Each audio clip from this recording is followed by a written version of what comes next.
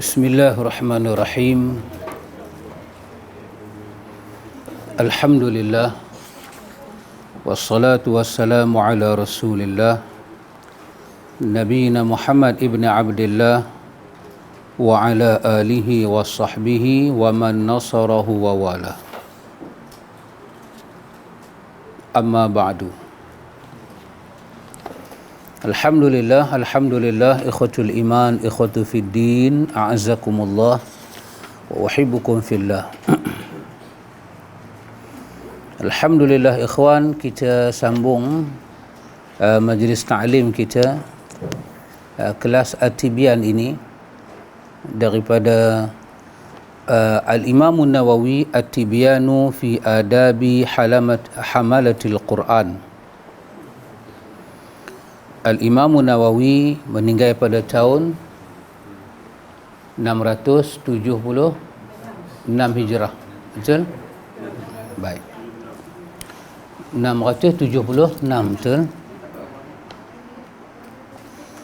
Maka dari segi generasi Al-Imam Nawawi masuk khalaf ke salaf? Khalaf. Dari segi zaman dia zaman khalaf. Tapi dari segi manhaj dia manhaj salaf. So salaf ni ada dua kan, satu dipanggil salaf zamani, yang kedua dipanggil salaf manhaji. Salaf zamani, salaf manhaji. Salaf zaman merujuk kepada zaman sahabat. So sebelum 300 tahun hijrah itu ke atas, itu dipanggil zaman salaf. Maka siapa hidup situ merujuk kepada zaman salaf. So zaman salaf ada keistimewaan dia. Dipanggil kurun mufaddalah. Kurun yang penuh dengan keistimewaan, keutamaan, fadilat. Sebab Nabi menyatakan khairun nasi qarni, thumma alladhina yalunahum, thumma alladhina yalunahum. Dalam riwayat Muslim, Nabi kita sebaik-baik kurun orang yang hidup pada kurun aku, zaman aku. Kemudian zaman sesudah itu.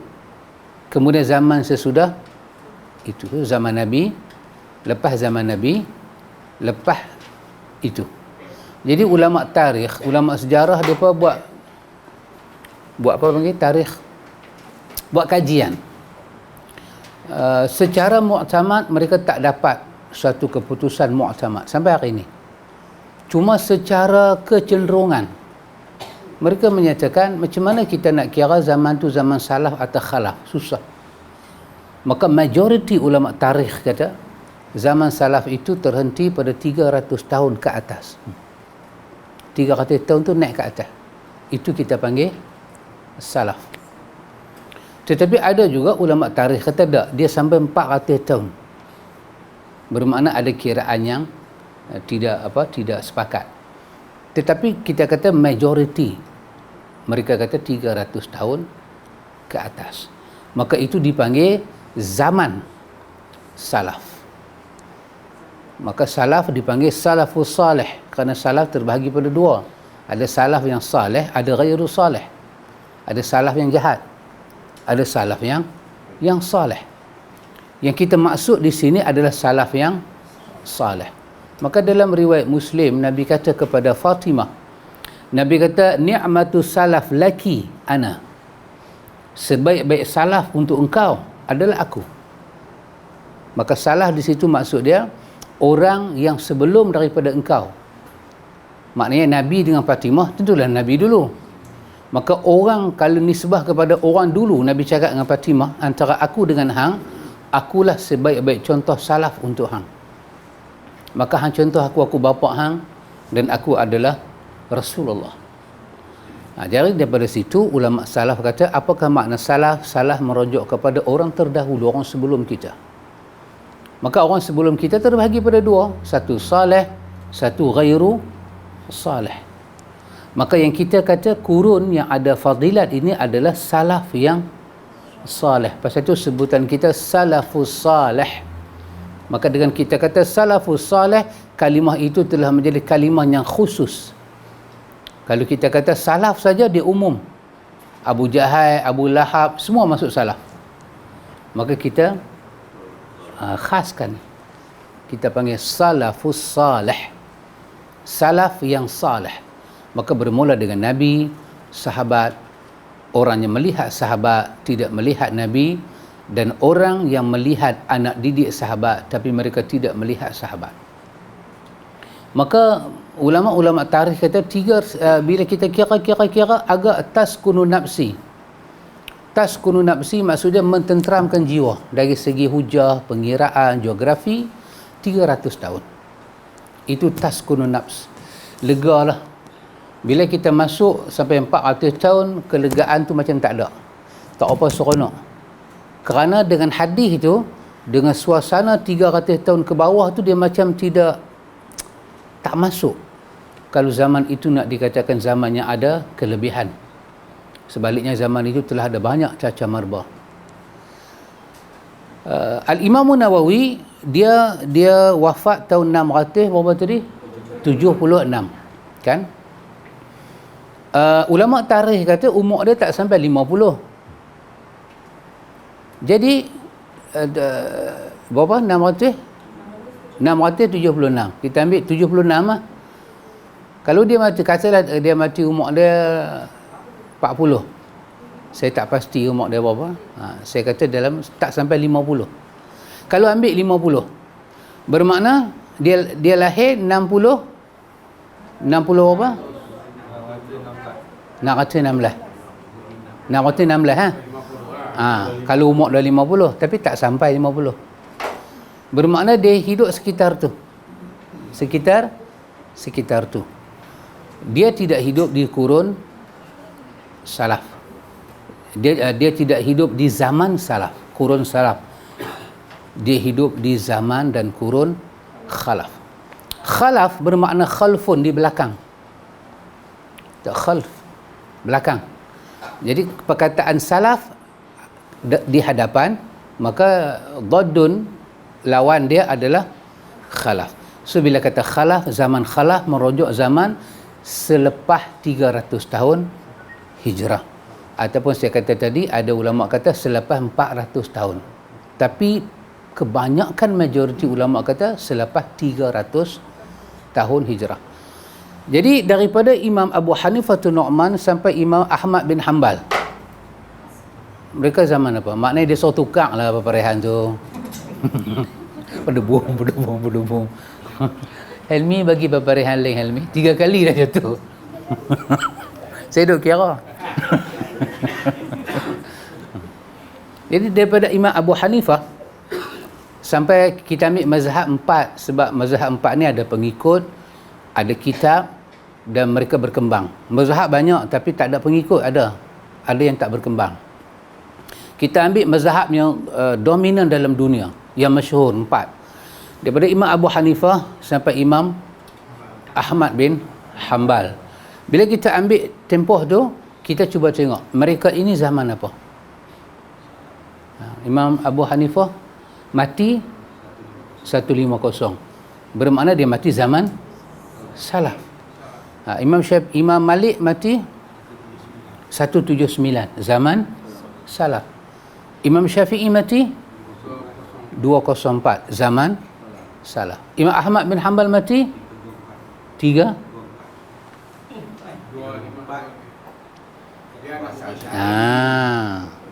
Mana boleh dia mati 324. Makan tak lagi lontong? Tak makan lagi kan? Itulah kesan dia. Itulah dampak buruk bila tak makan lontong. Datuk kena makan lagi. 200 Imam Abu Hanifah, Imam Ahmad 200, dia meninggal 246,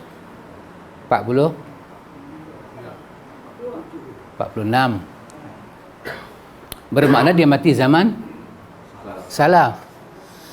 Maka imam-imam mazhab yang kita panggil mazahib arba'ah, mazahib bacaan plural, a'immah plural kepada imam, maka kita kata a'immatul mazahib, imam-imam yang membuka mazhab, yang mazhab mereka dominan dalam dunia, mereka semua hidup dan mati pada zaman salaf. Okey, dan zaman itu zaman yang ada kelebihan. Zaman yang cukup ada kelebihan. Abu Hanifah tu Nu'man tak jumpa Nabi, tapi dia jumpa dengan orang yang belajar dengan anak sahabat Nabi. Maka dari segi hadis tadi, khairun nasi qarni summa allazina yalunahum summa allazina yalunahum, Abu Hanifah masuk yang ketiga tadi. Qurun Nabi, selepas Nabi dan selepas itu Abu Hanifah duduk di situ. Dia melihat orang yang mengaji dengan sahabat. Maka zaman ini, zaman salaf, kesemuanya akidah mereka akidah salaf, akidah ke atas. Ke atas maksud dia apa? Orang yang duduk pada 300 tahun hijrah, akidah, fiqh, ibadat mereka ke atas, orang di atas. Abu Hanifah akan ambil akidah daripada orang yang belajar dengan, bukan dengan sahabat, orang selepas itu. Tabi'in kita panggil. Tabi'in ke atba'u tabi'in. Tabi'in orang jumpa sahabat. Ni atba'u tabi'in, orang ke bawah kan. Abu Hanifah akan ambil daripada generasi ke bawah ni. Mereka ambil pada tabi'in. Tabi'in ambil kepada sahabat. Sahabat ambil daripada Nabi. Maka dikatakan mereka salaf. Akidah mereka salaf. Akidah mereka naik ke atas. Tak mungkin akidah mereka sumber dia ke bawah. Yang naik ke atas ini kurun mufaddalah, kurun yang penuh dengan kelebihan. Sebab apa? Kelebihan mereka pada Nabi. Semua bersumber tali temali dengan Nabi. Khalaf bermakna sumber mereka ke bawah. Ke bawah. Dia tak jadikan di atas itu sebagai rujukan utama. Ke bawah. Maka zaman ke bawah inilah yang bermaharajalela, bermacam-macam pengaruh. Zaman sahabat ada Syiah, tapi pengaruh dia tak boleh berkembang. Dia macam baru lahir. Itu mazhab paling tua, mazhab batil yang paling tua adalah mazhab Syiah. Dia tak boleh berkembang. Ada Sayyidina Ali, ada Abdullah bin Abbas. Tapi dia pun punya pengaruh dahsyat. Kata Abdullah bin Sabah, kan? Dia kata pada Sayyidina Ali, aku nampak ketuhanan itu ada pada diri engkau. Sayyidina Ali kata, orang macam ni patut kita bakar. Bila Ali kata lagu tu, dia kata, Masya Allah, sememangnya hang Tuhan. Kerana tak ada yang boleh bakar hamba kecuali Tuhan saja. Namun, dia tak ada pengaruh. Dia tak berkembang. Akidah tu tak berkembang. Yang berkembangnya ialah siasah Syiah dia. Macam mana dia nak ambil alih pemerintahan, itu saja berkembang. Politik dia saja. Akidah dia tak, orang tak terima. Orang tahu batil. Orang hanya tertarik dengan dia punya macam mana dia gulingkan. Dia jadikan perbalahan Osman dengan Ali. Yang tu dia berjaya. Sebab yang tu tak melibatkan akidah. Yang tu melibatkan dia punya akal dia tu. Macam mana dia susun. Tapi zaman salaf, zaman khalaf adalah zaman orang terpengaruh. Sebab apa? Sebab sumber kepercayaan orang tak ambil ke atas.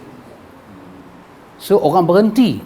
Mauqif dia berhenti kepada zaman dia 400 tahun itu. Pasal itu zaman sahabat duduk, kita tak dengar istilah apa taksub. Satu sahabat taksub dengan satu sahabat, kita tak dengar. Sahabat Aisyah boleh kritik Umar boleh kritik pandangan Aisyah. Tak ada lah Aisyah kata aku ini ummahatul mukminin. Jangan berbeza pandangan, tak ada. Umar pula tak pernah guna perkataan aku ni Nabi sebut ahli syurga. Tak ada. Tak ada. Abu Bakar memberi kenyataan tidak ada bahagian pesaka kepada cucu, kepada harta bapa. Orang bantah dia. Bila orang bantah dia suruh orang bawa hujah. Bila orang kata Nabi kata, dia kata kalau hang tak boleh bawa hujah kerana hang sebut nama Nabi, aku pukul hang. Aku pukul hang bukan pasal hang tak sama dengan aku, pasal hang heret nama Nabi. Aku pukul hang kalau hang sebut sesuatu yang dusta tentang Nabi. Aku ada takzir, berbohong pada Nabi. Maka dia nak pukul orang dan dia jadikan undang-undang takzir. Siapa yang bercakap pasal Nabi tapi tak boleh bawa bukti, dia nak pukul. Dan itu kekal sampai zaman Umar Al-Khattab. Jadi bermakna orang tak berani bohong secara besar-besaran, dan pembohongan itu kurang mendapat sambutan. Tetapi apabila zaman khalaf 300 tahun ke bawah, maka sumber di atas itu tidak menjadi sumber mutlak. Maka orang berhujah dengan tengok. Kalau zaman Imam Abu Hasan Asy'ari, dia tu jadi hujah. Dia tu jadi hujah. Hujah yang sangat kuat. Abu Mansur Al-Maturidi, dia tu menjadi hujah. Dan orang tak tengok ke atas. Maka ketika itu bercampur gaul. Maka kurun yang banyak fadilat ni dalam riwayat Muslim tadi adalah kurun salaf. Maka ulama kata ada zaman salaf, kita panggil salaf zamani, itu nisbah pada kurun tadi. Lagi satu dia panggil salaf manhaji. Salaf manhaji ni dia merujuk bukan pada zaman, dia merujuk pada metod. Maka kita boleh duduk pada zaman mana pun, tapi kita boleh jadi salaf secara manhaj. Maka kita ni, kita zaman apa? Zaman kita khalaf kan? Dan kita khalaf ke berapa saya pun tak tahu dah. 1400. Kalau 400 tu dah masuk khalaf, hak 1000 tu kita bagi dua, 800. Bermakna kita khalaf pada ahqab yang ke berapa ni saya tak tahu lah. 100 tahun, 200 tahun, 300 tahun sampai nak dapat 1000 ke bawah ni. Ahqabah tu, kita punya kurun tu ke 10 ke 14 ke ni, ke bawah ni bercampur baul. Namun kita boleh jadi salaf, salafus salih secara manhaj. Maka Imam Ibn Taymiyah menyatakan kami bukan salaf zamani, tapi kami cuba jadi salaf manhaj. Secara manhaj kami nak ambil manhaj salafus salih. Maka itu yang menjadi pertempuran dan persaingan antara khalaf. Sebab bahagian kedua khalaf ni, bila mereka sebut khalaf zamani, mereka juga memaksudkan khalaf manhaj. Sebenarnya kita tak ada masalah dengan perkataan salaf dan khalaf. Sebab macam Pak Cik Din, antara Pak Cik Din dengan saya salah Pak Cik Din. Betul Pak Cik Din? Pak Cik Din kata betul. Okay. Pak Cik Din salah ke saya salah? Pak Cik Din salah maka Pak Cik Din adalah salaf saya. Nisbah Tetapi tak ada masalah pun. Saya dengan sahabat Helmi, saya salah ke ente khalaf? Saya salah umur saya tua. Belum. Tapi tak adalah masalah. Sebab kita boleh jadi salaf secara manhaj. Tetapi zaman khalaf ini tak. Kenapa ada masalah di antara orang kata dia salaf dengan bukan salaf? Kerana mereka tidak mengiktiraf salaf manhaj. Zaman khalaf tu tak iktiraf. Maka pasal itu datang, kalau semua benda kita nak ambil pada Nabi, akan rosak agama. Sedangkan metod itu, perkataan tu tak patut keluar. Sebab sumber kita memang di situ. Maka di situlah terjadi sedikit polemik. Polemik makan tu kan. Itulah masalah dia. Kenapa sampai hari ini perkataan back to salah menjadi satu benda yang digeruni? Kerana inilah perbezaan dia, sebab-sebab dia. Jadi sampai hari ini kalau orang tu kata dia nak kembali pada manhaj salaf, orang memang tak suka. Dituduh sesat. Kenapa dituduh sesat? Kerana perbezaan meletakkan ta'rif. Dan perbezaan itu perbezaan yang sangat total dan fatal. Al-Imam Nawawi, dia seorang yang salaf, seorang yang khalaf pada zaman, tetapi dia bermanhaj salah. Bukhari, Muslim, Ashabus Sunan, Sunan Sitah, mereka semua ulama khalaf. Zaman mereka khalaf, tetapi manhaj mereka adalah salaf.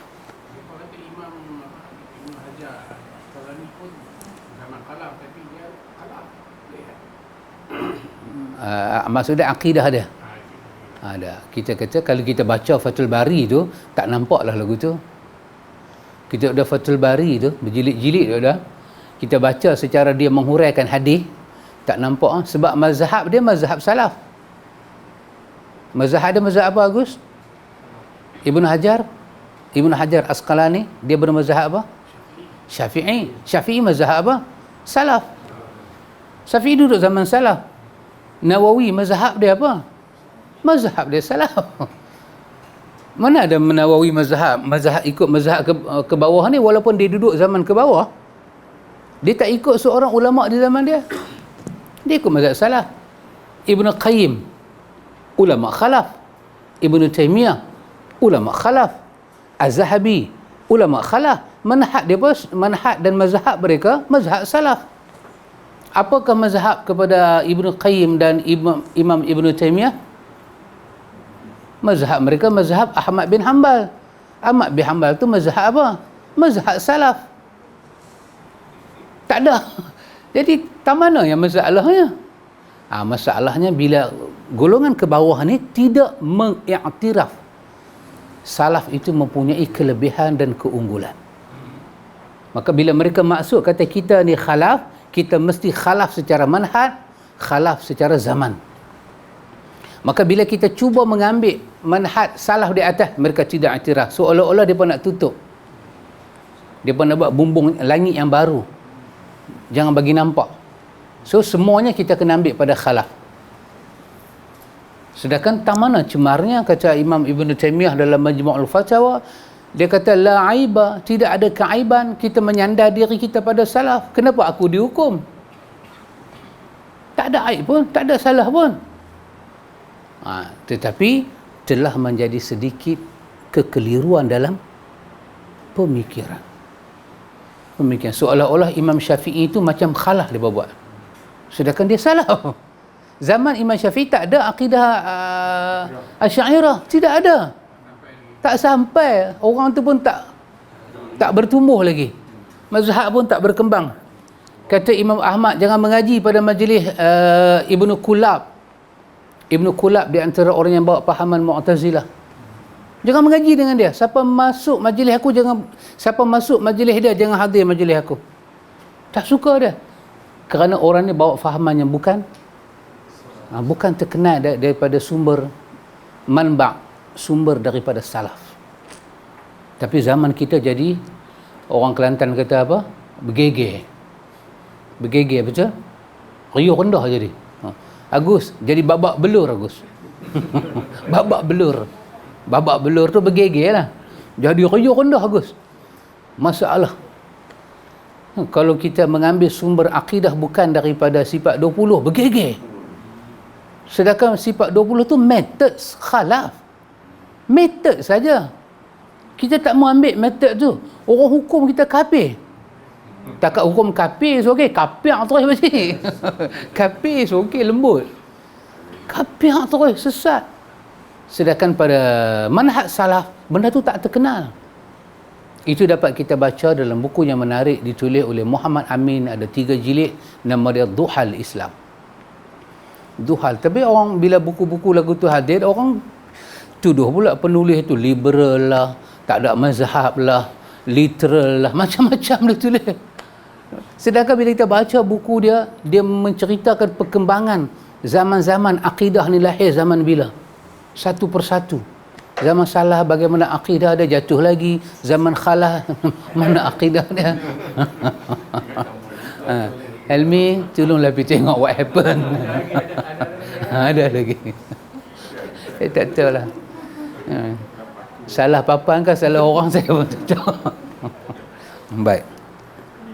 Al-Imam Nawawi, saya baca sedikit kerana kita ada tajuk lain juga. Pada Al-Tibyan ini, muka surat 79, Al-Imam Nawawi menyatakan faslun fi istihbabi taraddiyatul ayah litadabburi. Merujuk kepada terjemahan, mengulang-ulang ayat tertentu untuk direnungi.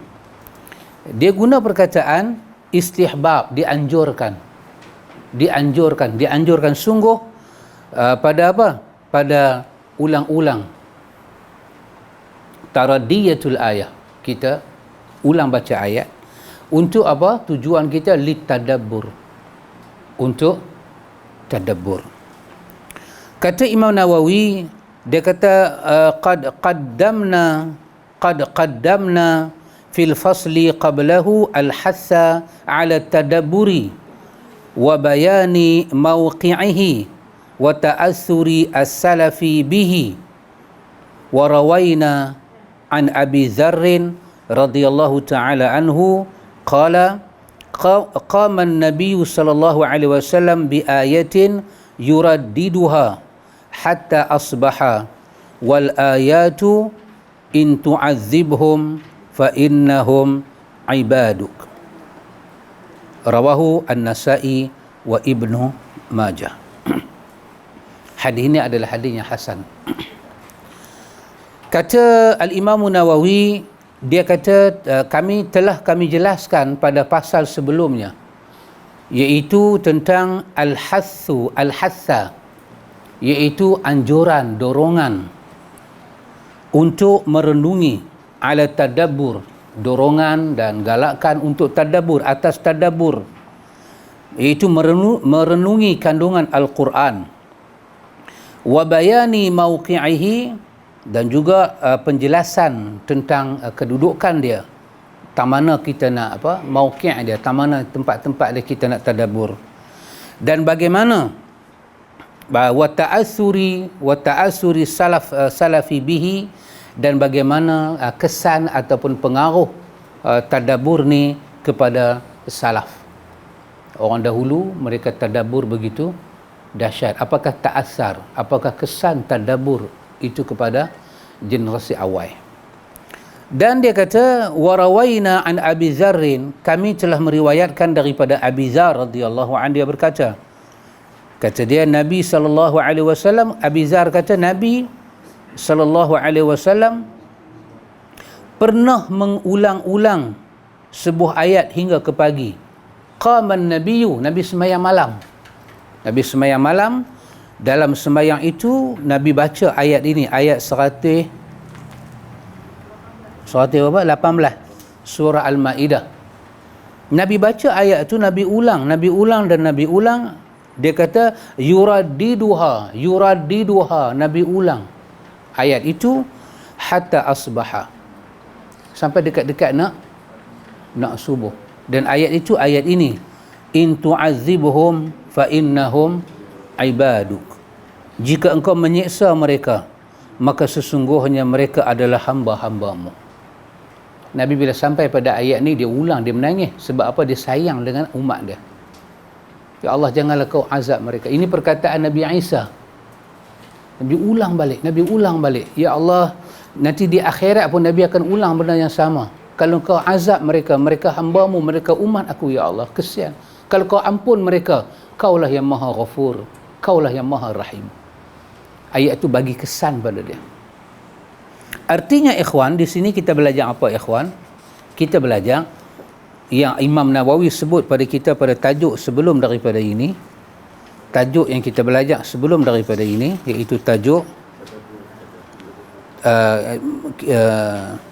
disyariatkan tadabbur kan dalam keadaan apa? Khusyuk dan khusyuk. Kalau satu orang tu tak boleh khusyuk dengan ayat, tak mungkin dia boleh menangis. Ayat tu tak mungkin bagi kesan. Bermakna tadabbur dan khusyuk kena berjalan sekali. Kejayaan tadabbur itu juga ada kena mengena dengan khusyuk. Kata Al-Imam Nawawi, dia kata wa an tamimi ad-dari wa an tamimi nid-dari. Kalau nak baca sambung lagu tu lah. Kalau baca berhenti an tamimin ad-dari. Kalau kita baca sambung an tamimi nid-dari radhiyallahu ta'ala anhu,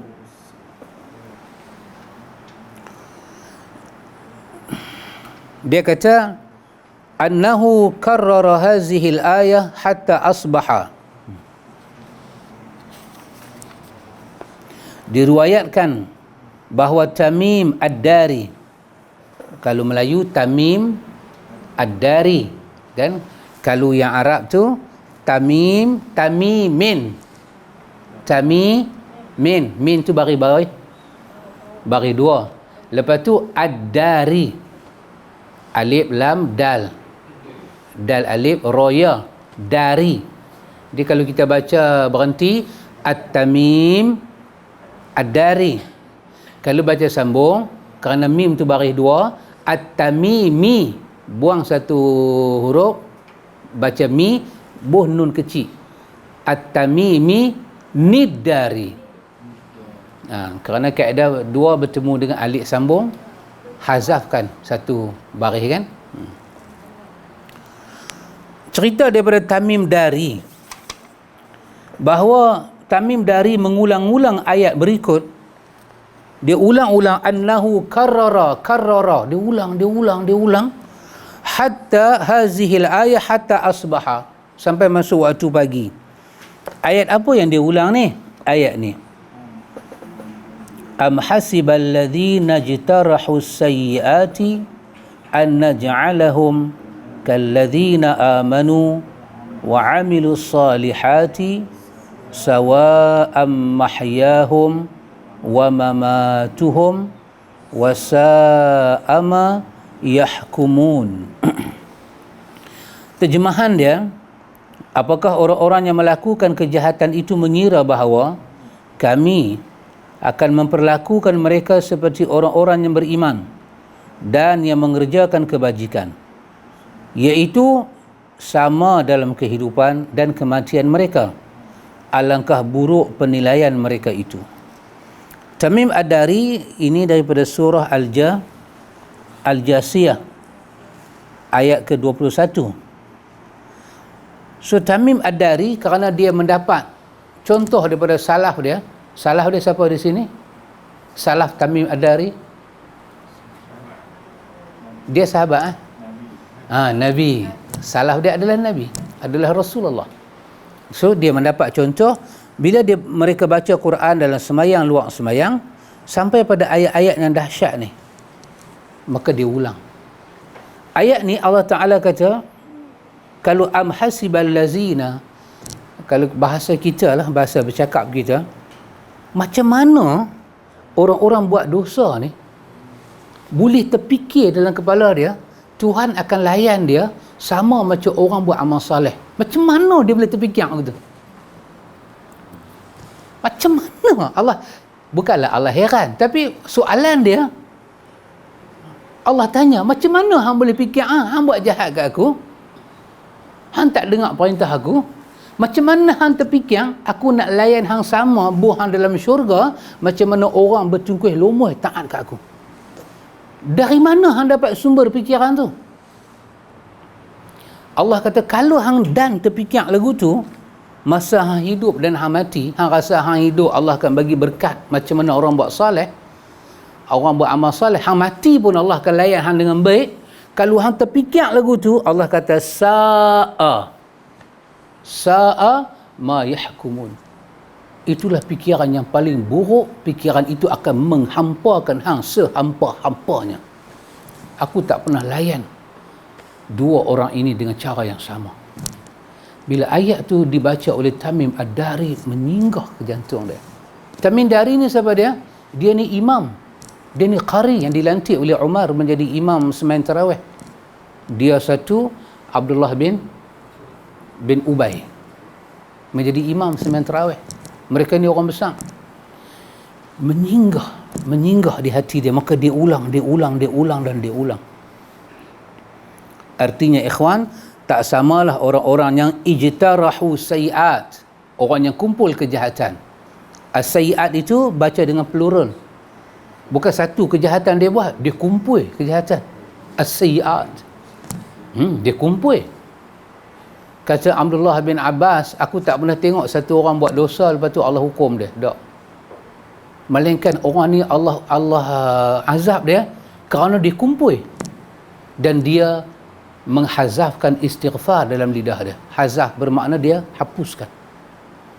Dia kata la kabirah ma'al istighfar wala saghirah ma'al israr, kata Abdullah bin Abbas. Ini dinakalkan oleh Az-Zahabi dalam Al-Kabair. Dia kata tak dikira dosa besar apabila manusia istighfar. Dia buat dosa besar, katalah dia terjawab, mak dia cakap, lepas tu astaghfirullahalazim, salahnya aku. Dia minta ampun, dia minta maaf ke mak dia. Habis. Tak ada apa dah. La kabirah ma'al istighfar. Tidak ada dosa besar bersama dengan istighfar. Wala saghiratan ma'al israr. Dan tak pernah dianggap dosa tu kecil kalau berterusan. Berterusan maksud apa? Tanpa istighfar, buat lagi. Daripada sayi'ah jadi sayi'at. Kesalahan yang banyak. Daripada zambun, zambun ni baca dengan mufrad, singular, jadi zunub, plural. Maknanya banyak. Maka bila dah banyak lagu tu, tidak istighfar. Itulah yang dihisap oleh Tuhan. Macam mana orang yang akan dihisap ni sangka sama hisap sayiat dengan hisap hasanat?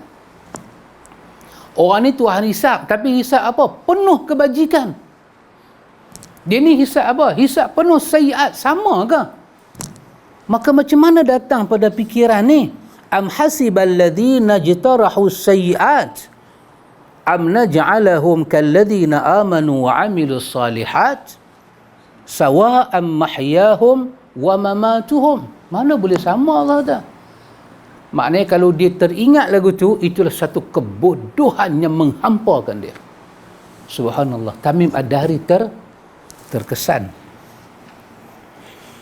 Wa an Abbad bin Hamzah,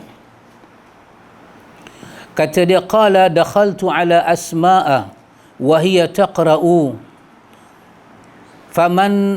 famanallahu alaina wa waqana azab as-samum. Samum wa waqana azab as-samum. Ini daripada riwayat daripada Abbad bin Hamzah. Dia kata aku mengunjungi Asma.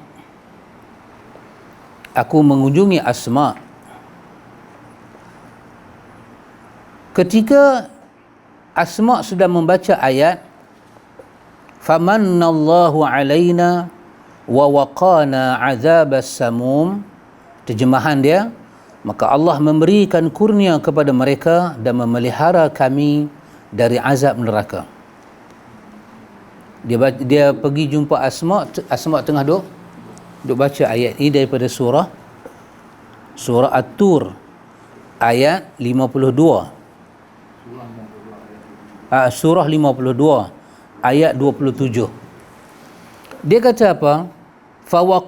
Fawaqafat indaha faja'alat tu'iduha wa tad'u fatalat ala zalika fazahabtu ila suqi faqadaitu hajati summa raja'tu wa hiya tu'iduha wa tad'u. Dahsyat.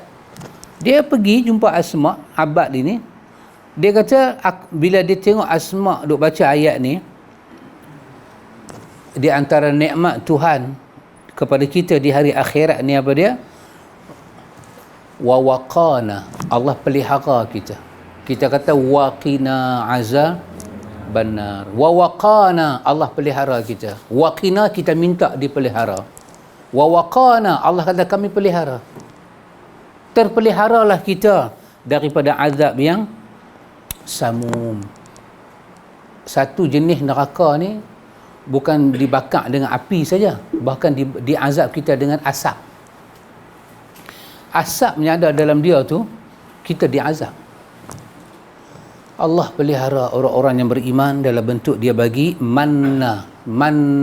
Hati nun tu ada sabdu manna, anugerah, hadiah. Laqad mannallahu 'alal mu'minin. Allah bagi anugerah pada orang yang beriman. Apa dia? Bagi Rasulullah. Itu anugerah pada kita. Anugerah Allah kepada orang beriman ni, Allah kata wa waqana 'adzabas sa'ir. Kita terpelihara bila sampai akhirat, kita tak tak jumpa dengan azab-azab ni, kita kata Allah dah pelihara kita. Bukan daripada api, daripada asap tu pun kita dah alhamdulillah. Asma' baca ayat ni menyinggah. Abad bin Hamzah kata masa aku pergi rumah dia duduk baca ayat ni. So dia kata aku tinggal Asma'. Aku tinggal Asma', aku pergi market. Aku belilah segala keperluan aku. Aku patah balik mai ke rumah dia, dia duk ulang tak habis-habis lagi. Begitulah cara dia tadabbur. Benda tu benda tu masuk dalam diri dia, tadabbur. Pasal apa? Dia tengok daripada salah mereka bagaimana kaedah baca Al-Quran. Kata Nawawi, wa rawaina hadhihi al-qissah an Aisyah radhiyallahu anha. Imam Nawawi kata apa? Dia kata kami meriwayatkan kisah seperti ini bukan saja pada Asma', juga pernah berlaku kepada Aisyah radhiyallahu anha. Waraddada Ibnu Mas'ud. Waraddada Ibnu Mas'ud ataupun waraddada Ibnu Mas'ud, waraddada Ibnu Mas'ud radhiyallahu an. Wa qur rabbi zidni ilman. Waraddada Sa'id bin Jubair wattaqu yawman turja'una fihi ila Allah. Wattaqu yawman turja'una fihi ila Allah. Waraddada aidan fasawfa ya'lamun izigh aghlalu fi a'naqihim. Al-ayah waraddada aidan ma gharraka bi rabbikal karim wa kana ad-dhahaku iza tala qawluhu ta'ala lahum min fawqihim dhulalun minan nari wa min tahtihim dhulalun yuraddiduha ila sahari. Ini contoh-contoh ke bawah, contoh-contoh anak didik Nabi. Kata Al-Imam Nawawi, Imam Nawawi kata Abdullah bin Mas'ud pernah mengulang ayat Allah berfirman dalam surah Taha ayat 114. Allah kata wa qur rabbi zidni ilman. Wahai Rabbku, tambahkanlah ilmu kepadaku. Allah suruh kata wa qur rabbi. Allah kata hampa kata kat aku. Hampa kata kat aku. Katalah Rabbi. Allah suruh kita kata zidni ilman. Zidni tambah. Tengok orang Arab ni, bukan kata orang Arab, saya fikir kaedah kita pun sama. Bila kita makan nasi habis baru tambah. Betul tak? Kita ambil nasi penuh baru bos mulut, kita kata tambah boleh tak?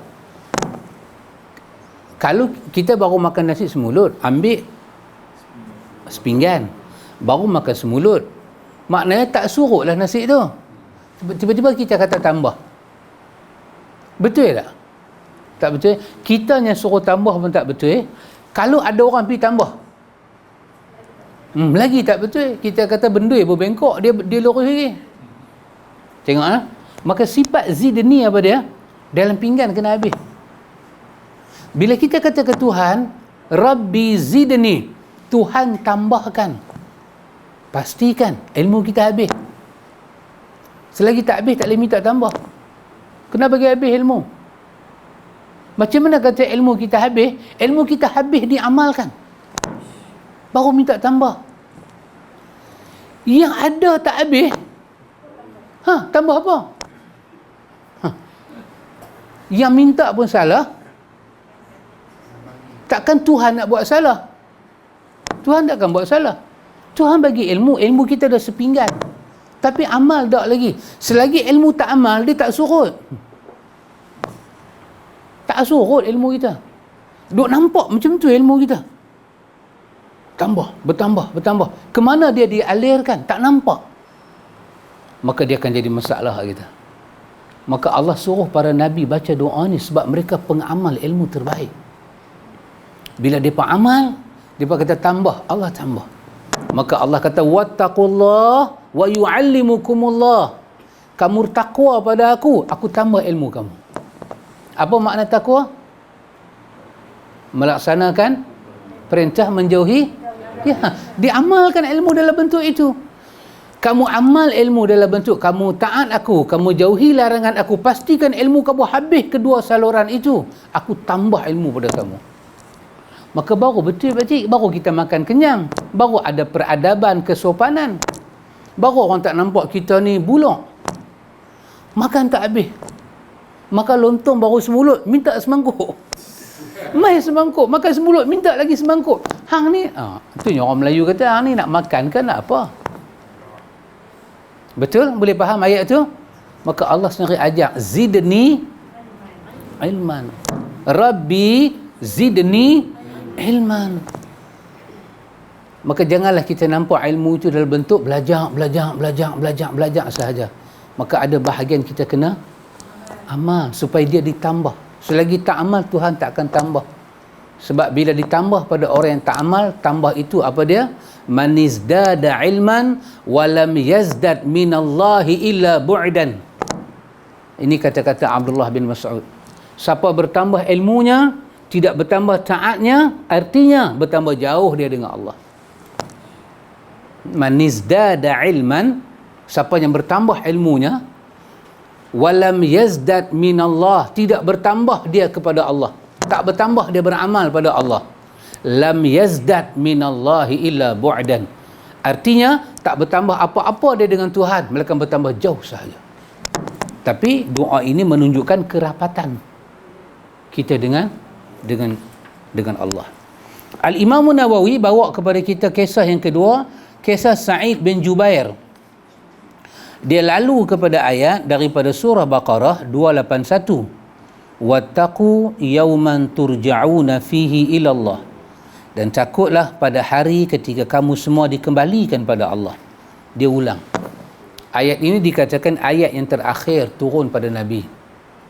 Selepas daripada al-yawma akmaltu lakum dinakum, bila turun ayat itu, ayat hukum dah tak turun dah. Yang turun semua ayat-ayat tak terlibat hukum.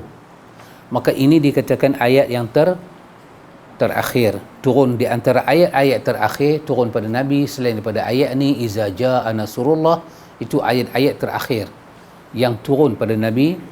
Maka bila turun ayat ni, para sahabat tahu Nabi sudah hampir masa dia nak balik bertemu Allah dan nak tinggalkan kita. Maka Imam Sa'id bin Jubair, dia bila baca ayat ni dia sangat terkesan. Allah kata, takutlah pada hari ketika kamu semua dikembalikan pada Allah. Dia ulang. Dan ayat fasawfa ya'lamun izil aghlalu fi a'naqihim, kelak mereka akan mengetahui ketika belenggu dipasang di leher mereka. Fasawfa, bahasa Quran lagu tu, saufa. Dia tak kata, dia kata fasaufa, dia tak kata fasaya'lamun. Dia tak kata fasaya'lamun. Betul?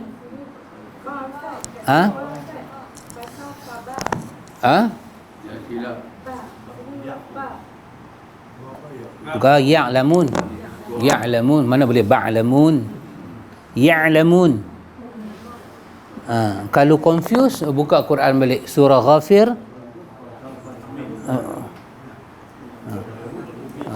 Ambil, buka Quran balik. Fasawfa ya'lamun. Dia tak boleh, dia mesti ya'lamun.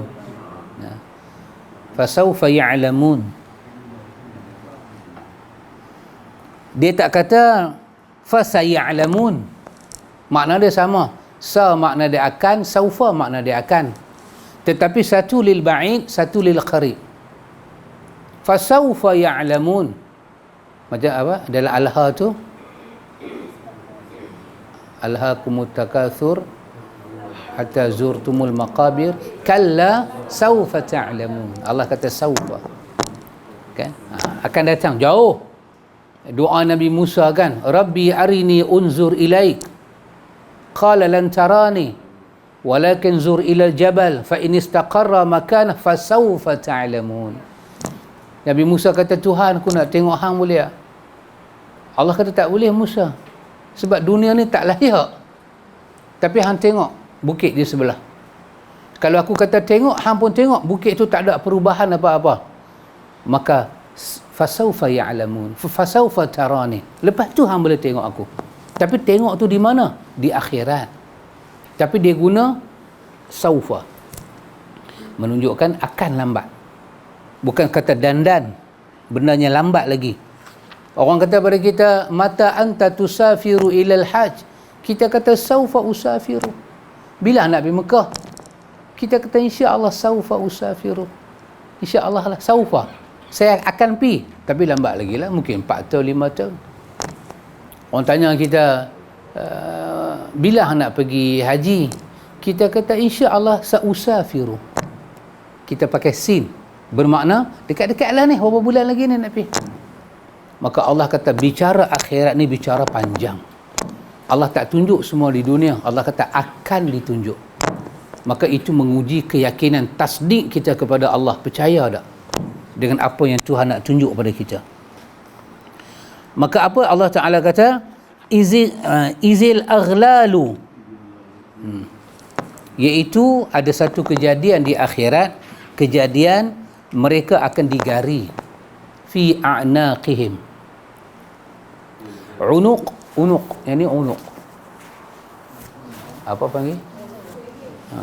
Lihat sini kan.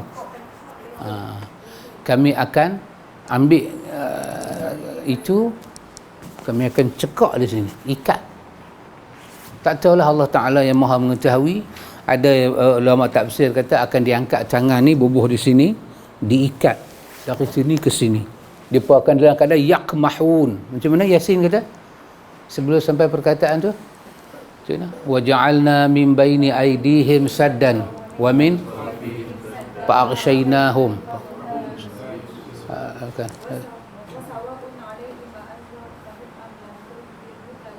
Lagi sebelum tu afiq apa, aglalihim tu, sebelum tu ke yang ada perkataan aglalan, fahum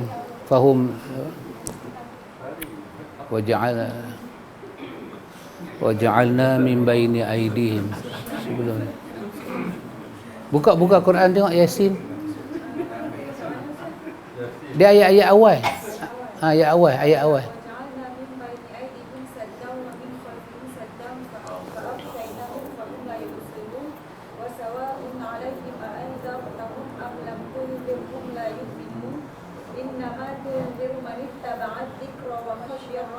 Atas dia, atas tu sebelum sampai tu. Ya. Ya, fahum muqmahun. Kan? Bila ada aghlal, bila ada pengikat di bahagian ini, maka macam mana Tuhan ikat aghlal? Allah ambil pengikat tu, tali tu. Tali tu dalam surah apa? Dalam surah Al-Haqqah. Allah kata tali aghlal yang diikat ni diheret daripada neraka Jahim. Berapa panjang dia? 70 zira'an, 70 hasta malaikat duk tarik. Tali yang merah keluar daripada neraka. 70 hasta. Pegang tangan depa, ikat. Ikat ke leher ni, Yasin kata apa? Fahum muqmahun. Bila ikat muqmahun. Muqmahun ni kepala ni atas, tak leh mata kalau buat lagu ni tak nampak ke jalan. Duduk sini je. Duduk lagu tu kena ikat. Dia pun nak kena tengok lantai sebab dia pun nak jalan. Nak berjalan jumpa Tuhan. Tapi tali yang daripada neraka tu 70 hasta ditarik keluar, diikat dia apa? Muqmahun. Duduk lagu tu mendongak ni. Ayat liak tak boleh telan. Tapi dia mata dia nak kena tengok ke bawah. Dia tak boleh tengok. Maka itulah Quran kata mereka ditarik, pusing jatuh ke bawah. Pusing jatuh ke bawah. Bila ayat ni dibaca oleh siapa? Oleh Sa'id bin Jubair. Ayat ni menyentuh jantung dia. Nangis dia. Dia ulang. Dan juga ayat dia baca, ma gharraka bi rabbikal karim. Apa yang telah memperdayakan kamu sehingga kamu berbuat durhaka terhadap Tuhanmu yang maha pengasih. Ma gharraka. Gharra, apa yang apa yang telah kamu tengok sampai pandangan kamu, pendengaran kamu tertipu dan kamu terima perdayaan itu. Ma gharraka, apa yang menipu kamu, yang perdayakan kamu? Bi rabbikal karim, sedangkan kamu tahu ni jalan Tuhan, jalan itu rabbik, jalan Tuhan engkau yang al-karim, yang maha pemurah. Jadi bila soalan ni datang, orang tu kena jawab lah depan Tuhan besok. Sebab Allah tanya, ma gharraka bi rabbikal karim. Jadi ikhwan, bila datang ayat macam ni, maka orang tu dia akan ditanya ke Tuhan. Tuhan tu tanya dia, apa yang memperdayakan kamu sampai tak boleh sembahyang, tak boleh apa? Sedangkan gabungan dia di belakang tu, bi rabbika al-karim. Rabb kamu tu Rabb Al-Karim, yang maha pemurah. Apa yang memperdaya? Kalau Tuhan kamu ni bengih, suka buat nanya kamu, hukum kamu, kalau kamu tak ikut jalan dia, betul lah. Tapi Rabb kamu ni Karim.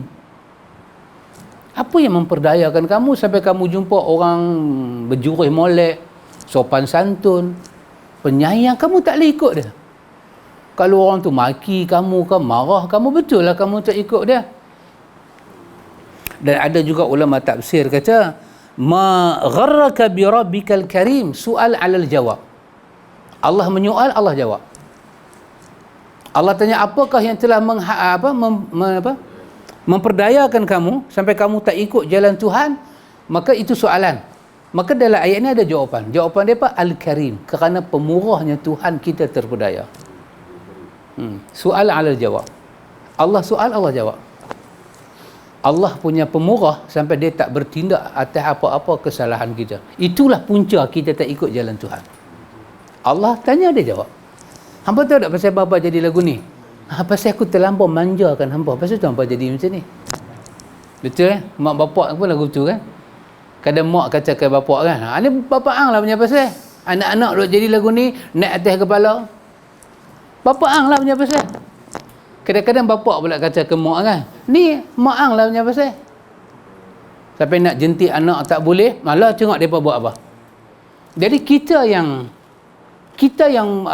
berkeluar soalan, pasal apa anak-anak kita lagu ni, kita yang jawab sendiri. Pasal apa anak kita jadi macam tu? Maka Allah jawab sendiri. Sebab Allah kata, hampa ni aku layan manja sangat. Pasal hampa ni manja melampau. Sampai laki bini boleh main kepala laki ni, kira dahsyat lah. Sampai bersama dia petih kepala laki. Alah, you ni pelebung kena depan orang. Alamak, yang ni kira pasal apa jadi lagu tu? Maka laki jawab sendiri.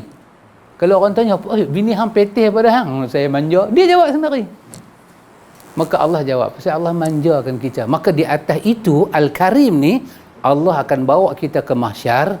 Allah akan tanya satu sebab. Kalau aku layan hang dalam bentuk perungui, adakah hang akan taat pada aku?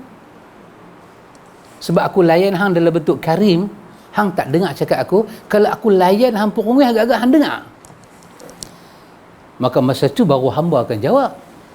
Kalau hang layan kami perungui, tentulah kami tak akan dengar. Maka Allah tanya lagi satu soalan. Maknanya aku layan hang dengan manja tu betul ya? Sebab kalau layan dengan Al-Qahar, lari kita. Al-Jabbar, kita lari. Sekarang Tuhan kata, di dunia aku telah layan hang dengan Al-Karim. Kenapa hang tak ikut aku? Allah bagi jawapan tu betul ya? Pasal dia pemurah. Kalau dia tidak pemurah, dia akan layan dalam bentuk berlawanan. Bismillahirrahmanirrahim. Betul? Kita tak kata Bismillahil-Qahar Al-Jabbar. Lari kita. Kalau nak makan nasi pun lagu tu bergenggak piring. Al-Qahar ni jenis boleh angkat bukit balin tempat lain. Al-Qahar Al-Jabbar. Tapi Allah kata Al-Karim. Jadi aku layan hang tu betul lah. Betul lah. Dalam layan betul pun hang terpesong, hang nak aku layan macam mana? Maka hari ni aku layan hang dengan adil. Apa dia? Tempat orang derhaka, aku bubuh dalam neraka. Tempat orang amal saleh, aku bubuh dalam syurga. Layanan ini dipanggil dengan layanan adil. Kita tak boleh kata Allah dengan rahmat dia bubuh orang dalam neraka, tak boleh. Dengan keadilan dia, dengan adil dia. Maka bila sampai pada ayat ni, Sa'id bin Jubair tak boleh tahan sebab, maka dia ulang. Dan di dalam riwayat lain kata Imam An-Nawawi, wa kana ad-Dhahhak, Imam ad-Dhahhak, imam ulama tafsir, dia iza tala qawluhu, bila dia baca ayat Allah, lahum min fawqihim zulalun minan nari wa min tahtihim zulalun. Terjemahan dia, di atas mereka ada lapisan-lapisan dari api, dan di bawahnya juga ada lapisan-lapisan yang disediakan bagi mereka. Yuraddiduha ila sahari, dia ulang-ulang ayat ini sehingga sahur, sehinggalah waktu subuh nak habis lah, di semayang malam tu. Sebab terkesan bila orang ni masuk neraka, Allah guna perkataan fauqa dan tahta. Duduk dalam neraka, orang duduk dalam neraka tu atas dia zulal min nar, zillun, orang Arab kata payung, zillun payung. Aina zilluka, hujan duk turun, kau tu nak jalan, kita kata aina zilluk, payung mana payung?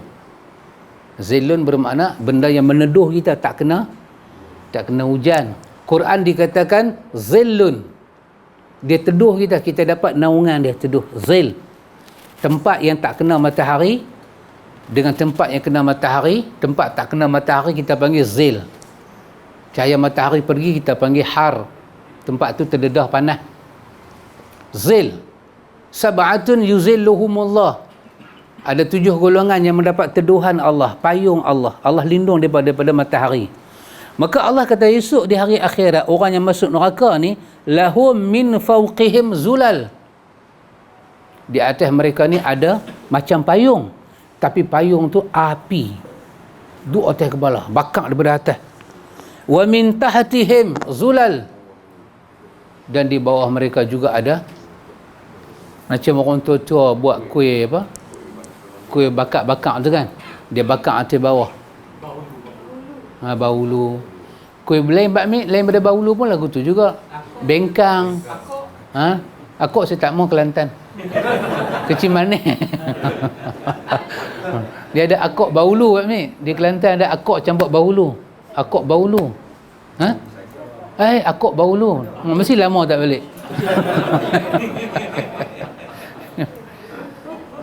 Tapi bulan puasa istimewa Kelantan bakmi, dia panggil martabak raja. Oh, saya lihat. Oh, ya Allah, sedap. Tak puasa apa dah? Saya dapat bulan puasa itu. Dia macam layer kan? Saya beli, bukan belilah, orang bagi kan. Mana ada Al-Fadhil beli? Al-Fadhil kalau beli kira habis. Selekeh betul-betul. Dia bagi 3. Betul-betul. Saya pun naik kapal terbang Malindo. Saya dengan Pakcik Anipah, dia punya bau tu ke kapal terbang Ekon, sampai pelambu garis tu tanya. Dia tanya kat saya, dia kata, Pakcik bau apa? Saya tak jawab pasal dia panggil Pakcik, amanya pasal. Amanya pasal. Pakcik Anipah jawab. Pakcik Anipah baca rahsia. Saya kata, jangan abang Pakcik, pasal wangi. Saya duduk dekat belakang tu, wangi.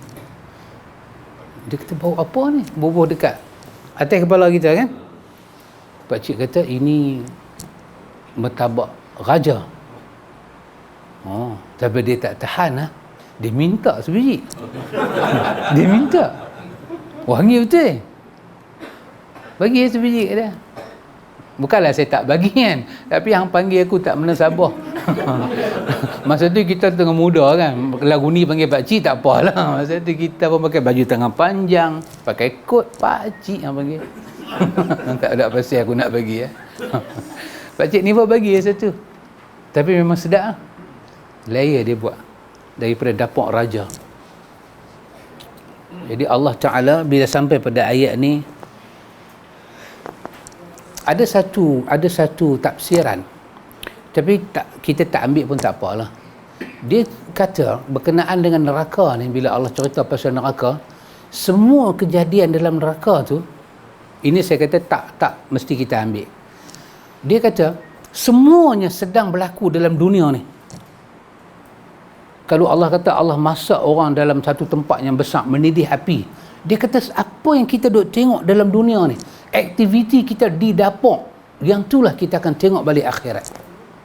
Macam mana api masuk kok pipe, kita buka gas, api tu wuk kata naik.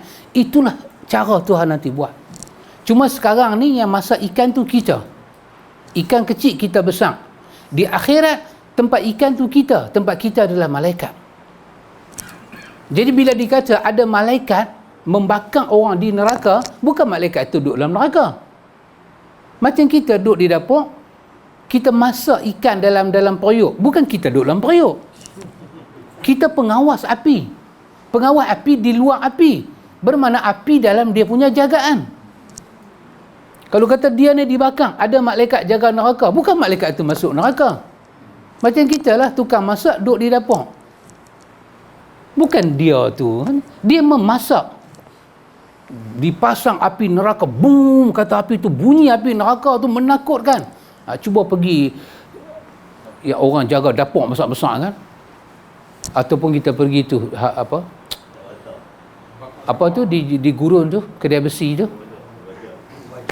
tempat buat besi tu kan, pewajar tu. Cuba kita tengok api dia pakai macam mana.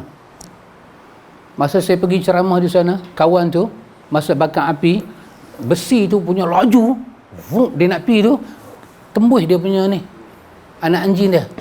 Tak sedang. Dia kata besi tu pergi, terlampau laju, terlampau panas, tak sedang. Lepas dekat-dekat 5 minit, baru dia terperasan kaki dia hangus. Dia cerita dengan saya. Dahsyat je. Merah dia sampai besi tu tak nampak besi ya. Cara dia nak lentok besi tu, bukan dia duduk api, dia penjaga api. Bila kata ada bila orang tu wasiqal ladzina taqau ila jahannama zumara, ada penjaga penjaga kepada neraka Jahannam tu, bila dibawa orang ke neraka Jahannam, dia tanya kepada mereka, sa'alahum khazanatuha, apa hang ni? Pasal apa sampai ke sini? Bukanlah penjaga neraka itu mesti duduk tepi pintu neraka, dah. Dia yang Allah bagi kuasa jaga segala suhu-suhu neraka. Dia hanya main semua benda tu, tangan dia. Dia buka api tara mana sampai itu buka jadi biru ke, jadi putih ke, jadi hitam ke, jadi merah ke, dia main suhu. Dia angkat, Quran kata tanur, dia angkat satu dapur besar, dia letak dapur yang muncung kecil ke atas, dia turun dan dia membesar di bawah, masukkan dalam tu. Dia buka api, boom. Ya subhanallah, atas dan bawah kesemuanya dibakar. Maka Sa'id bin Jubair bila baca-baca, dia tak boleh pihak. Dia teriak dan dia teriak sampailah nak masuk waktu sahur. Itulah Al-Imam Nawawi nak bagi tahu sikit pada kita contoh ikhwan bagaimana mereka tadabbur dengan ayat Allah dalam salat dan luar salat. Kemudian Al-Imam Nawawi buka lagi satu tajuk. Kalau ikut kita tajuk yang ke-12. Betul kan? Dia kata faslun fil bukai 'inda qiraatil Quran. Faslun fil bukai 'inda qiraatil Qurani. Iaitu keutamaan menangis ketika membaca Quran. Tadi tadabbur. Maka tadabbur tu punya asuhan sampai kita jadi buka, kita menangis. Maka menangis baca Quran tak salah. Cuma kita akan tengok ayat. Boleh tak kita buat menangis? So kita tak sampai tahap nak menangis. Ambil limau ke picit. Wahai dia menangis tu pasal pedih. Bukan pasal ayat. Bawang memang cari pasal picit. Apa dia? Buat extend menangis. Tapi ada kasih menurunkan suara. Buat extend. Lepas tu dia kesak. Ya. Extend yang membatalkan solat. Yang batalkan solat. Nah, buka dalam bahasa Arab menangis. Menangis yang ada dengung. Dia bunyi. Tetapi dia tidak mengeluarkan huruf. Dia bunyi itu bunyi dengung. Ghanna. Macam lebah. Tapi bunyi itu bukan dia buat. Itu adalah tangisan orang. Sedu-sedu orang. Hang boleh menangis. Tapi tak boleh tersedu. Hang boleh menangis. Tapi tak boleh suara-suara menangis itu jangan keluar. Meraung, memerontak, riau. Yang tu semua kita boleh kontrol. Tapi yang package menangis ni yang kita tak boleh kontrol. Ada orang menangis, dia buka ni bukan menangis macam kita. Air mata berlenang. Buka ni dia macam Sudaisi duk menangis tu. Kan? Tengok. Masyari. Dia menangis. Dia tak boleh pi. Biasa dia pakai ni kan. Dengar lagu tu. Buka. Dia buka riau.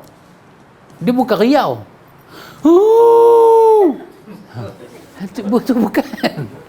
Dia menangis. Tapi dia main dengan sifat tangisan tu. Sedu. Itu dia package dia. Dia main apa? Dia main tak boleh nak baca. Ayat tak boleh nak keluar. Yang ni langsung tak membatalkan solat. Sebab dia package. Kalau dikatakan awak menangis, yang ni jangan main. Orang tu tak boleh menangis. Tapi yang membatalkan solat ni, tangisan tu, dia belum sampai buka. Belum sampai dia nak pi dengan package dia mendahului. Dia buat sampai jadi huruf. Bukan kata bunyi bunyi macam bunyi nak keluar huruf ha, huruf kha. Macam orang bersin, hacim. Okey. Nak buat macam mana? Tapi bersin sampai hacim. Apa ini? Tabiat dia. Itu telah dapat dipaham satu huruf ajnabi. Huruf lain, huruf asing masuk. Kenapa huruf tu kena masuk? Sedangkan bersin tu tabiat. Orang menguap. Dia menguap dalam solat. Memang kita tak boleh nak kontrol. Nabi kata tutup mulut. Ataupun ni jangan bagi buka. Tutup. Tapi tak, dia saja. Benda tu boleh kontrol. Maka sampai menjadi satu huruf. Huruf tu dipanggil ajnabi. Harfun ajnabi. Huruf asing masuk. Bahagian ini membatalkan solat. Di bahagian-bahagian lain, maka tak batal solat. Pasal itu Nawawi guna perkataan buka. Dia menangis, dia tersedu-sedu. Perkara itu tidak membatalkan apa-apa solat dia. Dan kita akan tengok sikit nanti. An-Nawawi tunjuklah satu dua contoh bagaimana tangisan-tangisan mereka ni. Ini semua kita nak pakai dalam bulan puasa nanti. Biasalah bulan puasa kita akan terusik. Kita akan rasa syahdu baca Quran. Pasal ni semua setan-setan ni dia kacau kita korang sikit. Dia sempitkan jalan dia. Maka ruang tu agak mudah pada kita nak ibadat. InsyaAllah. Maka ini kita sambung selepas daripada selepas daripada Aidul Fitri. Ya puas. Bukan raya puas, puasa puas. Raya memang nanti puas. Raya tak payah pesan, memang kita nanti raya. Puasa kita puasa dulu insya-Allah. Sebenarnya saya nak gabung dengan bab puasa, tapi saya rasa masa tak mengizinkan lah. Betul Pak Cik Din? Korang mengizinkan. Masa terhad. Kan nak sambung juga Pak Cik Din? Pak Cik Din macam berani sikit Cik Din gelak. Tapi insya-Allah kita sambung pada masa-masa yang akan datang insya-Allah. Di dalam tazkirah Ramadan kita selit. Saya kata sedikit benda yang saya nak baca tu yang saya rasa saya tahan ialah kerana dalam puasa ni ikhwan, bila sebut puasa saya ingatkan balik kita. Ingat tak rukun puasa berapa? 3. 1 niat, 2 orang yang puasa. Betul? rukun puasa. Tak banyak rukun puasa, 3 aja. Kemudian kita ada 4 perkara yang mengesahkan puasa dan 4 perkara wajib puasa. Dan kita ada 7 ataupun 8 perkara membatalkan puasa. Okay. 4 benda ni rukun puasa, okay. 4 perkara wajib. Bermakna puasa tu dituju ke siapa? Iaitu pada orang yang ada 4 syarat ni, dan 4 perkara berkaitan dengan sah puasa. Dan saya kata 8 atau 9 perkara, itu perbezaan ulama, 8 perkara yang membatalkan puasa. Semua ni adalah perkara yang amat penting untuk kita tahu. Kenapa? Kerana puasa tu kita tengok pada rukun dia. As-saim, orang yang puasa, ada niat dan dia kena imsak. Imsak ni adalah ruh puasa. Apa makna imsak? Bukan imsak jadual tu. Menahan diri daripada melakukan dengan sengaja perbuatan yang membatalkan puasa. Bermakna perkara-perkara yang membatalkan puasa itu adalah wajib dijauhi kerana dia adalah roh puasa. Jangan didatangi dengan sengaja. Dia akan menjatuhkan kehormatan puasa. Jadi ada perkara yang ulama sepakat dia batal puasa. Yang tak sepakat kita tak bincang. Tak sepakat macam-macam. Tapi yang sepakat batal puasa, sepakat. Imam Ghazali sebut dalam sana, Bidayah sebut lagi, Hidayatul Subyan sebut lagi, Al-Iqna' sebut, Majmu' sebut. Itu sepakat benda batal puasa. Jadi kehormatan puasa kita ada pada imsak. Orang yang puasa ni, dia kena betul-betul jaga niat dia. Dia kena betul-betul pelihara imsak sepanjang dia puasa. Kalau dia banyak baca Quran, dia banyak berzikir, tapi dengan imsak ni dia buat acuh tak acuh, puasa dia tak ada nilai. Dia rajin baca puasa sebab baca Quran itu termasuk di dalam istihab, benda dianjurkan. Dia bukan rukun puasa. Dia bukan perkara sah puasa, batal puasa, tak. Benda yang mengesahkan puasa ni batal dia. Seorang saim kena jaga diri dia daripada al-mufattirat. Dia kena imsak anil mufattirat. Tahan diri dia daripada perkara membatalkan puasa dengan sengaja. So dia kena tahu sungguh-sungguh. Lepas tu anak-anak kita kena tahu. Kadang-kadang dia lapar kan. Dia beritahu kat mak dia, mama lapar. Bagi tahu lapar tak apa. Tapi berusaha mencari benda, itu melibatkan kehormatan Ramadan dan kehormatan puasa. Masak tak apa, tapi sambil masak layak ke orang. Dia masak, dia layak. Dia ambil gambar, dia hantar orang puasa. Ui, aku masak sedap. Hang tak tahu.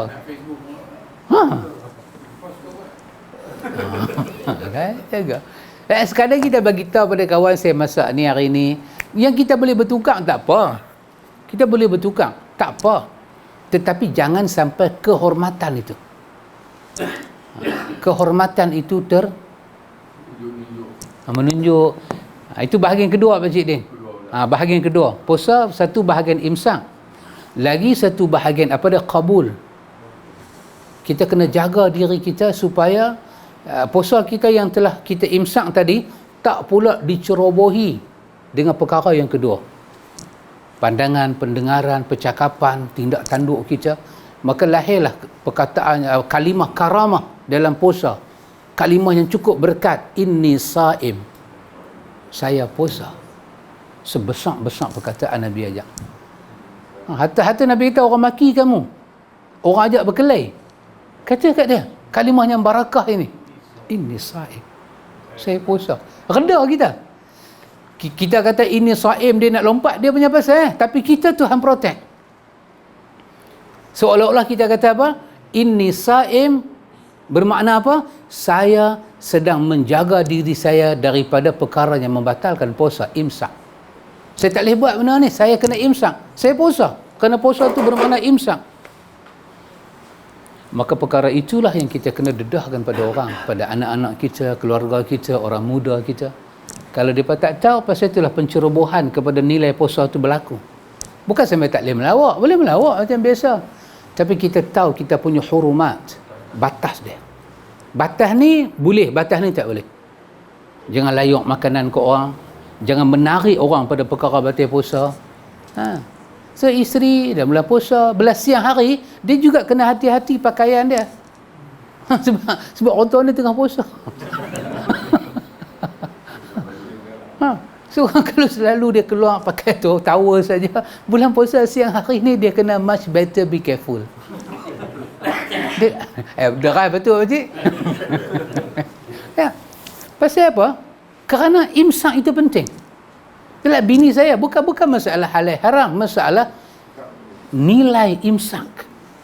Jangan mengheret orang pada kita. So suami pun kena jaga. Ada suami yang bini terangsang dengan dia. Dia keluar pakai seluar Superman dalam rumah. Bini dia. Tentulah bini dia rasa dengan dia. Dia kata, hang puasa pun boleh berkenan kat aku. Hang ingat aku ni apa? Batang pisang ke? Aku manusia, ada perasaan. So hang janganlah duk goda aku macam ni. Kena imsak. Pakcik Din, kenapa tengok saya lagu tu? Pakcik Din bagi perhatian dia tengok lagu tu. So hati-hatilah. Hati-hati sebab nilai. Jangan merangsang. Jauhi benda itu. Sebab bila masuk ke dunia tu, kita dibimbangi tak boleh menjaga kehormatan. Hormat Ramadan satu, hormat puasa satu, imsak tu kena hormat. Yang menentukan imsak tu adalah Rabbul Alamin. Ingat ada lagi hadis kursi tu yang Allah kata pada malaikat, tengok hamba aku. Kan? Dia tinggal makan, dia tinggal minum, dia tinggal syahwat dia pasal apa? Min ajli, kerana aku. Tengok apa dia buat. Dan bila ada satu lagi kejadian, Allah suruh malaikat tengok. Sangat tak malu dia, sangat tak hormat dia, sangat tak beriman dia dengan aku. Kau tulislah sebesar-besar dosa. Maka orang yang tak jaga imsak ni, dia masuk dalam zon dosa kerana tidak menghormati Ramadan. Baik, kita tanya ikhwan, kalau orang kata di mana kemuliaan Ramadan, di mana kemuliaan puasa? Kemuliaan puasa ada pada batas imsak. Bukan bazar Ramadan tu. Yang tu tak kacau kita pun. Yang tu tak kacau kita. Maka seluruh orang Islam ni puasa, dia kena jaga imsak, batas imsak. Terutama imsak ni wujud pada siang hari. Pada malam tak ada imsak. Malam memang buka puasa. Siang hari. Maka kerajaan, ulama, pemimpin, dia kena jaga puasa rakyat dia. Filem kena ada batas imsak. Itu yang duk bergeger. 2-3 hari ni kan filem yang nak dibubuh tu. Kita filem orang putih rabat lagi teruk benda tu. Oh, pakcik tak biasa tengok filem orang putih kan? Maaf saya tak tengok filem Melayu pakcik. Saya orang putih. Pakcik pun kan? Orang tengok filem orang putih lebih teruk aksi lucah dia. Filem India mana ada tarian sekarang yang tak ada aksi lucah. Semua aksi lucah orang pakai, orang tak geger pun. Pasal apa main kat kawan ni nak bergeger? What's wrong with you? Pasal apa? Ini semua orang buat pasal apa? Nak tarik orang tengok filem dia. Dia nak tarik. Dia buat promosi. Kita pergi jadi bangang. Memang dah bangang pun. Orang tu kaluk nak panggil, orang ni kaluk nak panggil. Orang buat aksi lucah mai tempat kita, India dapat datuk lagi. Dapat datuk lagi. Kita hormat filem orang. Wahai filem depa tu lebih teruk pendedahan dengan pusat lah, dengan menari lah. Kita kalau tengok filem lagu tu kepiah, kita pergi belakang. Duduk lagu tu tengok. Datuk jangan tengok Hindustan kan. Jangan kalau Datuk tengok Allah. Aku pakai kepiah agak lupa. Tapi tak ada siapa pun komplain. Siapa komplain? Nobody komplain. Biasa. So kalau nak bagi filem kita ni naik ke taraf dunia, benda ni kena ada. kan? Nak bagi filem kita naik taraf dunia, mana boleh? Adakah berlakon suami isteri tidur pakai? What is it? How stupid? Suami isteri dalam filem drama tidur pakai tudung. Ni mazhab mana pakai? Kita tengok pun tak nampak, tak membangkitkan. Dulu ada satu filem nama dia Ombak Rindu. Maya Carey. Dalam filem tu ada sedikit aksi ranjang masa Aceh Kati tu. Pakcik ingat lagi? Pakcik kelepian saya tak tengok. Orang tak ada apa-apa pun. Biasa-biasa saja. So filem ni dia meningkat dengan apa? Dengan aksi macam ni. Dia kalau lawan dia lawan betul, kalau sack dia sack betul. Lepas tu filem orang putih dia tak mau sack tipu-tipu. Sack kepala otak hang tipu-tipu. Dia ni belakang dinding, dia ni belakang tirai. Kepala otak hang. So move. Cara cakap. Patut kita membuat filem. Kena berani pakcik. Kita nak angkat filem kita naik di peringkat. Mana ada filem kita boleh lawan di peringkat Asia? Tak ada. Kita buat filem silat. Silat kita macam mana? Hello. Cuba ambil silat kita, silat Indonesia. Cuba tengok filem kita. Filem dulu kita ni negara yang ekonomi tinggi dengan filem negara ekonomi rendah. Indonesia ke? Kita ambil India dengan negara jiran kita, Thailand. Aksi, fight, lawan. Mereka punya lawan, kita punya lawan macam mana Haji Abdul Karim? Kita punya lawan, kita geram tu, kita sakit hati. Pukul lah. Tak pukul. Tak pukul. Tapi hero kita badan. Apa nama gambar Tarzan tu? Tomboro kah? Tombiru. Yang dalam hutan tu. Yang dia pakai topeng tu. Kawan ni lah tak silap saya berlakon. Mangkuk ni lah.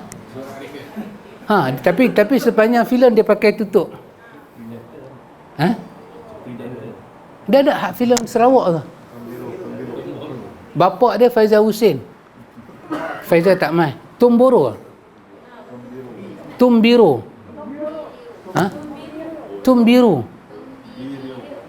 Panjangnya. Tapi gambar lagu tu lah. Fight dalam hutan Sabah ke Sarawak. Tapi cuba tengok Tony Jaa fight. Tony Jaa. Ombak Tong Yam. Filem dia kan. Tengok dia fight dengan orang putih. Filem dia masa tu duit depa rendah, duit kita tinggi. Tapi kita tak mampu angkat filem kita naik tinggi. Walaupun tak ada asisat, tak boleh naik. Filem kita, filem hantu kita pun, hantu kita tak macam hantu lah. Hantu. Cuba tengok Suzana Al-Mutluh. Itu saya tengok itu di panggung filem Midnight. Haji Abdul Karim balik pukul 2, takut nak balik. Dia hantu betul dan dia lawan betul. Siapa lawan? Pak Haji Ibrahim. Bomo dalam filem tu Pak Haji Ibrahim, kan? Dia dengar ayat Quran. Dia baca tu. Filem kita ni tak ada ustaz boleh ruqyah. Tak ada. Filem kita ni filem hantu, no moral. Tak ada. Kita ada ulama, kita ada ustaz, kita ada agensi ruqyah punya berlambak. Tapi sumbangan dalam filem tak ada. Moral kita nothing. Kita nak ajak orang kita. Apa saya duk tengok Ustaz Nan habaq saya baru ni.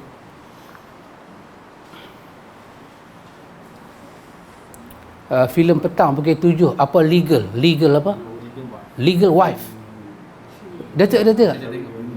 Isteri tengok, Datin tak tengok, Datin tengok. Ustaz Nan kata dia duk tengok filem tu Legal Wife. Filem Brazil. Illegal wife tu kan. Dia duk cerita dengan saya masa pergi KL baru ni, dia duk cerita. Dia kata Ustaz Nan kata filem tu bagus. Pasal apa cerita Ismail tu kahwin 1, kahwin 2, kahwin 3. Ha? Ada bukan Ismail ni. Okey. Ke situ perginya ke. Dak ni Ismail dalam sana. Me'e sana. Ismail sini okey. Ha? Saya tak maulah cakap ni bulan Syaban baca doa makbul. Saya tak mau cakap mendekati Ramadan. Filem dia tu, Ustaz Nan duk cerita dengan saya sepanjang PKL tu, dia Masya Allah, Subhanallah, banyak di mulut. Filem kita ni pakcik tak ada nak apa, nak angkat kalimah-kalimah yang bila Rahim pula dah, bila Datuk Rahim Razali buat filem Abang, tak dapat sambutan. Sebab filem Abang ni filem mengisahkan masyarakat, keluarga Fuad-Din. Kan? Itu saja, tak ada. Tapi skrip Rahim Razali tu dahsyat. Kan? Dia punya skrip. Tapi bila Yusuf Aslam buat filem 91, 92, box office. Sedangkan filem tu tak ada apa-apa nilai cinta seorang penyanyi, dunia hiburan, bercinta tak jadi, tangkap khalwat. No, tapi box office. Itulah kita, maksud saya tu filem kita itu filem yang benar. Kalau orang menyumbang lebih besar, tak perlu asi-asi yang macam tu, tapi perlulah penyumbang-penyumbang agama. So orang buat filem ni dia perlu bertanya pada mufti-mufti yang ada talent, mufti-mufti yang tahu tentang dunia hiburan, dunia sastra, dunia nyanyian. Pasal tu nyanyi kita hari ni bukan kata kelau, tak tahu pergi mana. Dulu Ali Cat penyanyi bukan Muslim, bukan Melayu, dia menyanyi. Pendengar dia, pembeli kaset dia orang Melayu. Penyanyi bukan. Tetapi pembuat lagu tu siapa? Habsah Hassan. Apa Zubair tu? M. Nasir. Manan Ngah. Oh, dahsyat. Dia pun ni buat lagu, wow, Senandung. Senandung Semalam. Oh, lagu tu dahsyat. Suara Kekasih. Di pohon cembara ku ukirkan kata cinta. Bulan tersenyum. Berguguran. Daun apa tak tahu pakcik? Pakcik tak tahu? Lupa. Lagu tu hidup. Legend. Tu yang tiga penyanyi tu. Tiga-tiga bukan Melayu. Kenny, Suratan atau Kebetulan. Dahsyat. Sesuatu.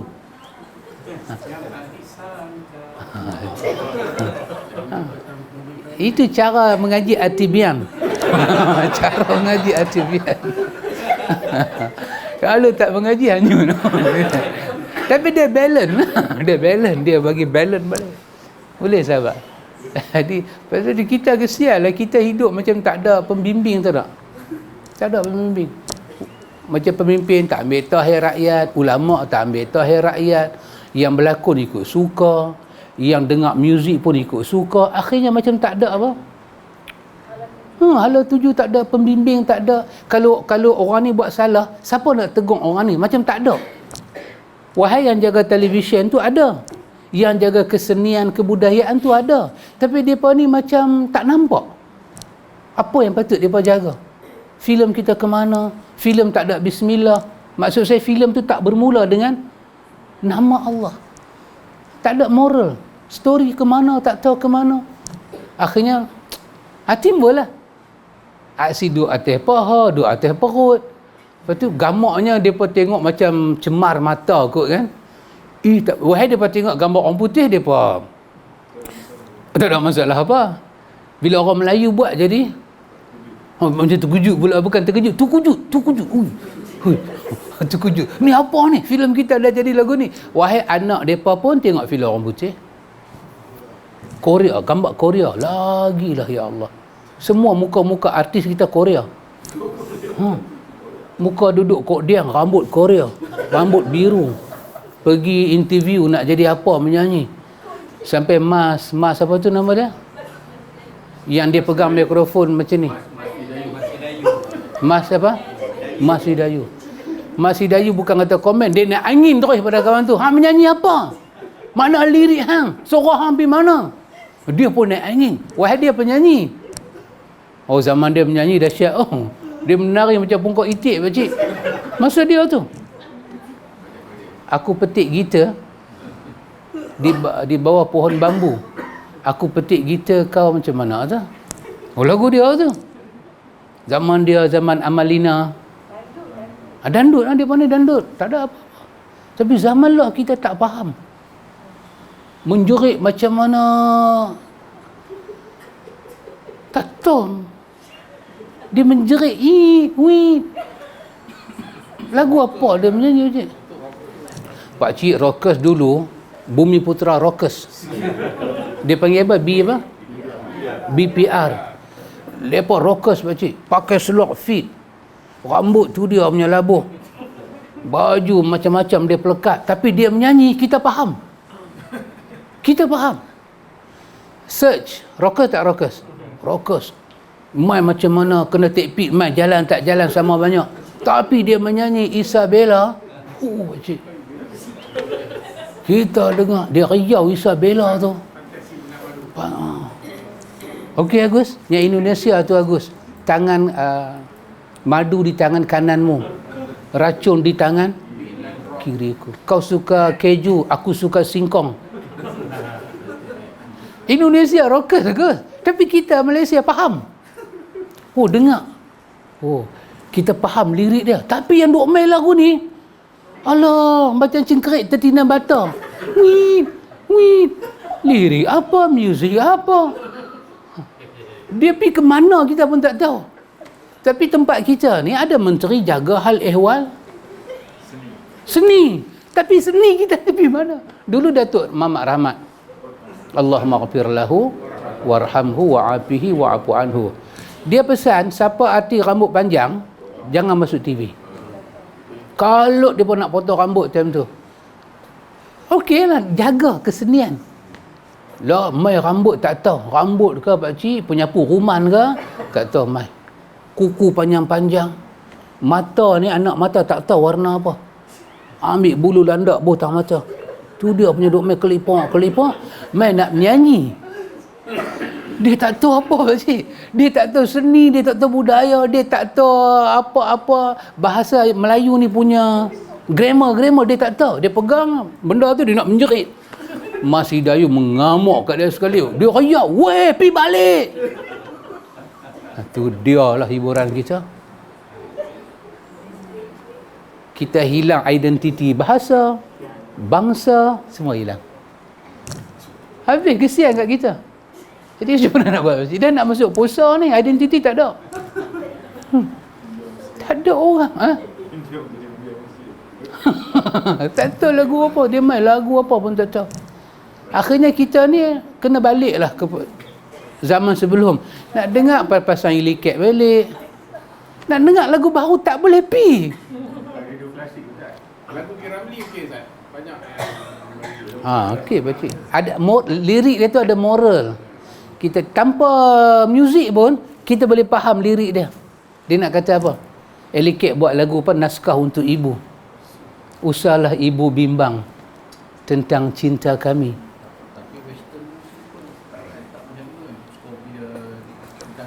Allah. Tak tahu lagu dia pada Datuk. Datuk lagi dahsyat. Dia ingat Datuk Sengak okey Datuk. Oh betul. Dulu Kalau nak rock tu apa, Def Leppard ada Poison, nama tu juga hardcore kan. Hardcore. Tak ada main ke bawah. Kalau kita seni mati tahun 90-an. Oh, seni mati tahun 90-an. Tahun 2000 ni dah tak ada seni lah. Entertainment kot nah. dia salah dulu. Khalah alamak pakcik. Muzik khalah lah dah ni. No more tak ada apa dah. Lama kalah ni.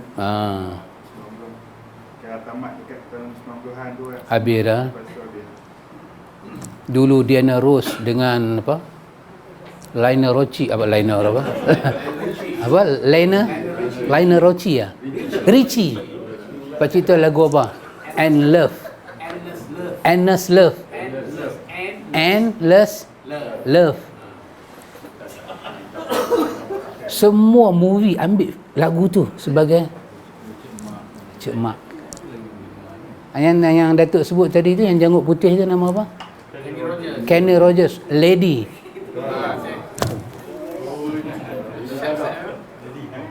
Saya time tu membesar. Bukanlah saya dengar lagu kan, orang duk pasang di rata-rata kan. Lagu dia apa? Saya duk cari siapa penyanyi tu. Rupanya Diana Ross dengan dua pasangan mereka tu menyanyi lagu Love tu Abanan. Dia cabut jantung kita keluar. Melayu kita menyanyi lagu cinta macam pelak betul-betul. Apa punya cinta pun tak tahu. Bijis. Mereka menyanyi, suara mereka naik, lirik sampai. Muzik sekadar penyeri. Belum muzik naik tinggi, suara hilang, lirik tak tahu pergi mana. Cengkrik. Macam kena tinam bata. Wit. Negara kita ikhwan jadi lagu tu. Siang kat kita. Itulah pengaruh Atibian dia. Dia membesar. Semoga Allah memberkati kita dunia sampai akhirat. Subhanakallahumma wa bihamdika asyhadu an la ilaha illa anta astaghfiruka wa atubu ilaik. Sallallahu alaihi